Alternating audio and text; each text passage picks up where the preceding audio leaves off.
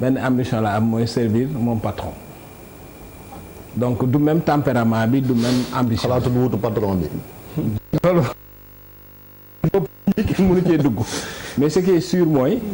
jonn bu soppeekul parce que nag aussi pouvoir xam nga pouvoir aussi mën na dem ba dofloo nit monter sa bopp dofloo mais man jonn bi ma xam parce que nag bon sama mag la te des fois dinañ toog di waxtaan moom mon boss la lay wax man travaille pour mon boss c'est-à-dire moom je crois que li tax mu dal xelu Macky Sall loolu la dégg ci démarche mag yëpp moom son problème mooy nu muy def ba servir patron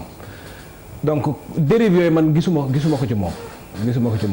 man li ma fasciné ci moom c'est sa capacité de survie parce que loolu aussi képp kuy analyser politique wala ngay def science politique ku mel noonu war na jaaxal parce que John ci bopp ñëpp analyse affaire ñi xam ñi informé ñëpp day ko xam ni ñëpp dañoo jàpp ni moom affaire yi bëgg ci dara daal à tout moment mën na dem et que vraiment amul dara lu ko voilà c'est-à-dire et puis chaque fois dañuy annoncer sax que ni day dem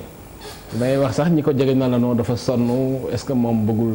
dem noppalu ji. ah mais buñ ko falee mu toogaat te foo mën a tell te chaque jour il est là. léegi loolu lan la. parce que bon ay adversaires nee nañ bon il fait semblant de vouloir partir mais bon en même temps il a ses réseaux pour rester.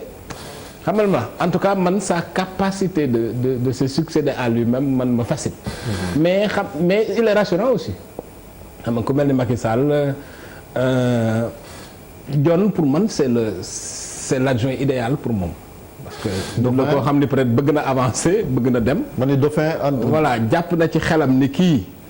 amul benn ambition et cetera alors que c'est pas le cas pour les autres am na ay collaborateurs yoo xam ne nii xëy na daf leen di subir mais supporter wu leen te ñooñu c'est des collaborateurs de premier plan xam na seen ambition xam nañ fi ñu jëm donc kii moo gën a dal xelam da mag nag li wala fi nee na mag li dal xelam moo koy may yaram. Par contre Barka dafa am lu am solo li mu wax ci phénomène Sonko xam nga loolu pour man nan la ko Macky Sall war a décrypter c'est très important loolu mooy dans ce pays là y a une masse critique jeune loolu c'est trop important boo lire réseaux sociaux yi wala nga xool groupe WhatsApp yi wala nga xool yi da ngay xam ni dans ce pays là et puis c'est un pays boo xam ni nii enfin dans quelques années on sera à 65% de gens de moins de 35%. 35 ans. Voilà donc dafa am voilà moins de 25 ans actuellement. Voilà donc il y a des tendances lourdes yoo xam ne nii nit ñi d'abord sonn nañ ci politiciens traditionnels yi. loolu c'est important loolu moom pour man mooy premier guide de lecture maanaam ñi nga xam ni nit ñi bi ñu juddoo ba léegi maanaam na politiciens yoo xam ni mais bi ma juddoo ba léegi maa ngi leen di gis. tu vois te pourtant màgg naa am naa jabar am naa doom ñu ngi fi mosuñoo bouger loolu nit ñi dañu sonn ci loolu. mais Macky Sall bokk na ci ñi leen recycler. non defal nang deuxièmement il y a un besoin d'offre politique nouvelle xam nga lan moo tax Sonko discours am intéressé nit ñi parce que dafa ñëw di waxee noo xam ni politiciens yi duñu waxee noonu loolu aussi président daf ko war a décrypter naka la ko war a décrypter ubbi affaire yi dugal jeunes yi dugal masse critique boobu ak seeni xam-xam ak seeni xalaat ak seeni compétences surtout que dafa am chance su nekk ci réew moo xam ne nii on a des gens particulièrement bien formés yoo xam ne ils sont jeunes am nañ compétence te mën nañ def dara et puis troisième grille de lecture bi mooy il faut mu tenir compte parce que au Sénégal est en train de naître une opinion publique c'est ça la réalité opinion publique boo xam ne mi ngi façonné c'est en ça d'ailleurs que ce que dit Souleymane est pertinent c'est-à-dire que naturellement c'est vrai que c'est lent mais il y a des choses qui se forment aujourd'hui dañoo am opinion publique am na yoo xam ne par exemple ku lu mel ni transhumance par exemple mais c'est rejeté de façon mais la preuve xoolal Aïssata Tall Sall mais c'était une personnalité politique populaire Aïssata Tall Sall mais t'as vu quand Macky Sall ce que ça a suscité comme réaction moo lay wax ni am na opinion publique bu taxaw boo xam ne dafay rejeter un certain nombre de pratiques anciennes muy transhumance muy logique gu séddoo en politique muy corruption xam nga la muy recyclage des crocodiles du marigot politique sénégalais loolu dafa. qui défend même des hippopotames yooyu dafa am loolu dafa am. et je pense que loolu président bi daf ko war a décrypter. très bien ni mu ko war a décrypter mooy ubbi affaire yi dugal des jeunes indi yeneen et puis génn ci logique gu partagisme politique c'est vrai que kenn mënu la gagner ak ñoog nii rejeter ñëpp mais il faut mu def comme ni Mandela defoon Mandela bi mu bëggee régler problème xam nga nu mu def. ñi mu àndal dafa tenq ñii ne leen yéen du ngeen dugg ci état jox leen xaalis def leen ay milliardaires ñu dem nekk ay capitaine d'industrie ñii mu jël leen mu leen vous êtes de très bons militants xeex ngeen sànni ngeen xeex tout ça mais vraiment mënu leen gérer état kaay leen ñu recycler leen jox leen yeneen i secteur ngeen gérer ko. ñii mu jël leen ne la bon ñun dañ leen di soxla yéen ci assemblée yeeg communes yeeg yooyu pour ngeen di débattre ñii mu jël leen ne leen écoutez yéen ay intellectuels ngeen woon mais moment bii réew mi ñun ñëw nañ en tant que nit noir il faut ñu xalaat donc yow demal nga nekk bindkat yow demal nga dem jàngale ji ñi nga xam ne nag amoon nañ expertise ci kii mu jël leen dugal nañ ci gouvernement loolu c'est important aussi. am na solo. après nag nga ubbi nag indi ñeneen ñoo xam ni même bu fekkee ñu politique ñu aussi am nañ xarañteef parce que ñiy politique Sénégal mais matuñu 3% de la population te ëpp ñu fi xam-xam dàq ñu fee liggéey gënuñu fee jub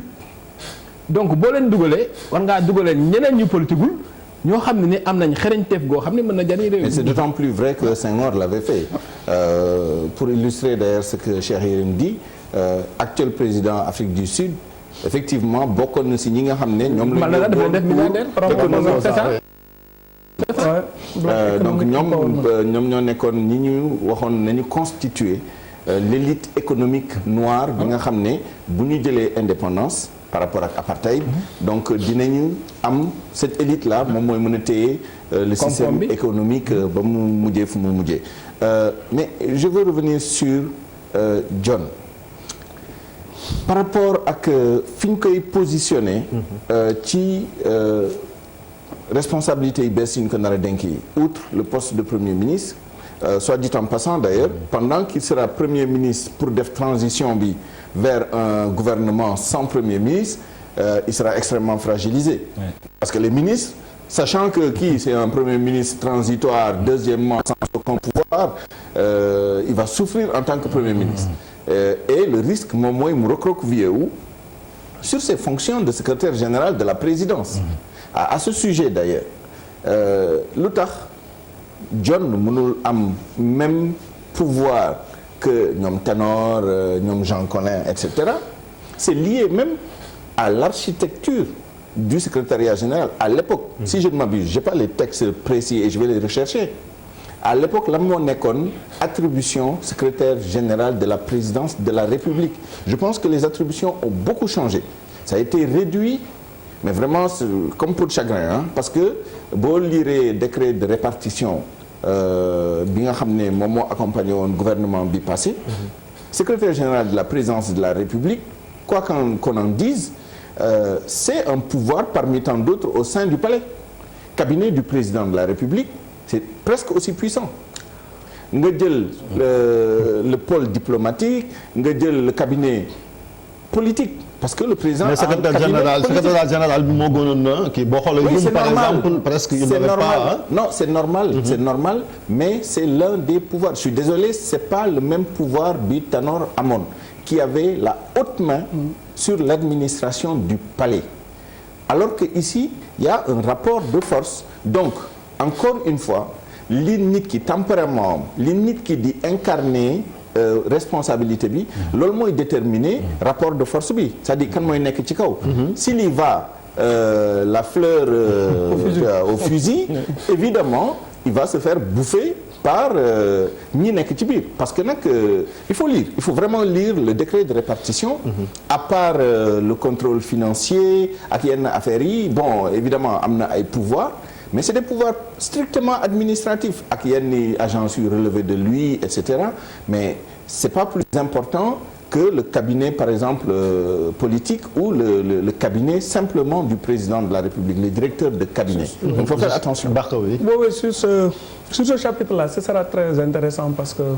comparaison historique yi dem def nañ ko fi man dama yaakaar ne ci histoire politique Sénégal on n'aura jamais un numéro 2 aussi puissant que Jean Collin Jean Collin ba premier mandat wu Abdou Diouf yi ba presque ba ci fin bi am na période boo xam ne il était plus puissant que Abdou Diouf c'était ça la réalité fan la ko tegoon ci presque service de renseignement yi nekk patron ak la faiblesse de Abdou Diouf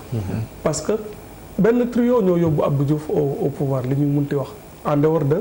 bi ko Senghor baaxee daal di beddi Babacar Ba daal di jël article 35 fal ko ñi ko accompagner pour mu jël pouvoir pour pouvoir am taxaw Djibo Ka la dem ci yàlla na ko yàlla yërëm fu mu nekk Jean Collin aussi yàlla na ko yàlla yërëm Moustapha Niasse trio boobu ñoo installé Abdou Diouf au pouvoir te presque période boobu noonu bi muy toog muy ci parti bi muy ci état bi ñooñu la reposé wu naxanteeg ñoom mais soo xoolee lu extraordinaire un par un ñu ko mosoon dimbali ñëpp Abdou Diouf daf leen liquider froidement ku nekk mu defal la sa timing il a liquidé Djibo il a liquidé Niasse il a liquidé Collin et souvent il a utilisé un pour liquider l'autre après kan moo xaw a jege Collin ci pouvoir c'est Tanor Dieng et c'est là où sera intéressant ñu comparer John ak Tanor mais John moom problème moom dafa grave parce que John bu Macky Sall di pouvoir bu ko gënee soxla Mohamed John était à l'extérieur ONUDI il était à l'ONUDI am na lu fa xewoon ba mu dem ONUDI on ne va pas revenir sur ça